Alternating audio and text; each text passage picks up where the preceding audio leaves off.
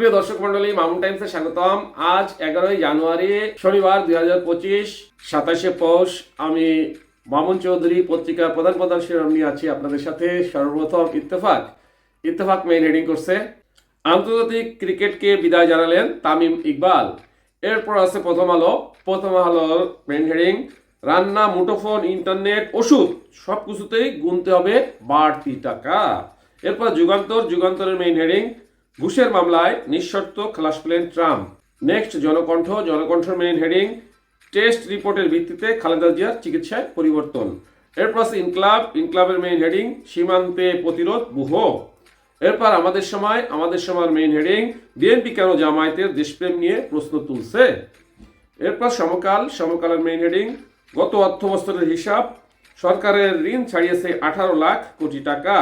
এরপর আছে জায়দিনের main heading, বৈষম্য বিরোধী ছাত্র আন্দোলনের কেন্দ্রীয় কার্যালয়ে মারামারি, আহত 3। নেক্সট মানবজমিনের মেইন হেডিং, 71 প্রশ্নে জামায়াতের নতুন আলোচনা, আসতে পারে সিদ্ধান্ত। এরপর আছে কালের কণ্ঠের মেইন হেডিং, বাংলাদেশের জার্সিতে আর খেলবেন না তামিম। এই ছিল প্রধান শিরোনাম। এখন চলে যাচ্ছি যে কোনো একটি সংবাদের বিশ্লেষণে। সুপ্রিয় দর্শক মন্ডলী, আমরা হেডিংয়েও জেনেছি বৈষম্য বিরোধী ছাত্র আন্দোলনের কেন্দ্রীয় কার্যালয়ে হাতাহাতি, আহত 3। এরপরে ইত্তেফাক একটা প্রতিবেদন করছে, দেখেন কি লিখছে। বৈষম্য বিরোধী ছাত্র আন্দোলনের কেন্দ্রীয় কার্যালয়ে দুপক্ষের হাতাহাতির ঘটনা ঘটেছে। ঢাকার মিরপুর থানা কমিটিকে কেন্দ্র করে এই সংঘর্ষ হয়। এ ঘটনায় অন্তত 3 জন আহত হয়েছেন। শুক্রবার 10ই জানুয়ারি রাত 10:30 নাগাদ রাজধানীর বাংলা মোটর রূপায়ণ টাওয়ারে সংগঠনটির কার্যালয়ে এই ঘটনা ঘটে। আহতদের বঙ্গবন্ধু শেখ মুজিবুর রহমান মেডিকেল কলেজে হাসপাতালে জরুরি বিভাগে প্রাথমিক চিকিৎসা দেওয়া হয়েছে। এ ঘটনায় আহতরা হলেন মিরপুর মণিপুর স্কুল অ্যান্ড কলেজের শিক্ষার্থী নাহিয়ান, ঢাকা পলিটেকনিকের শিক্ষার্থী রনি ও সাফরান। ঘটনার একাধিক প্রত্যক্ষদর্শী জানান, বৈষম্যবিরোধী ছাত্র আন্দোলনের মিরপুর থানা কমিটি ঘোষণার পর বেশ কয়েকদিন যাবৎ ঝামেলা চলছিল।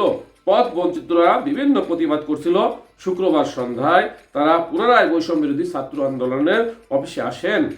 তারা জানান, পদবঞ্চিতরা এক পর্যায়ে বাকবিতণ্ডা শুরু করেন। এক পর্যায়ে হাতাহাতির ঘটনা ঘটে, এতে কয়েকজন আহত হন। বৈষম্য বিরোধী ছাত্র আন্দোলনের সেল সম্পাদক জাহিদ আহসান গণমাধ্যমকে বলেন, কিছু লোক এসে মিরপুর থানায় যুক্ত হতে চায়, তাদের সঙ্গে কথা কাটাকাটি হয়। এক পর্যায়ে তারা বৈষম্য বিরোধী ছাত্র আন্দোলনের কেন্দ্রীয় নেতাদের সঙ্গে বাক বিতণ্ডা হয়, কথা কাটাকাটি হয়। ওই রকম হামলার ঘটনা ঘটেনি। সাথে থাকার জন্য ধন্যবাদ। আসসালামু আলাইকুম।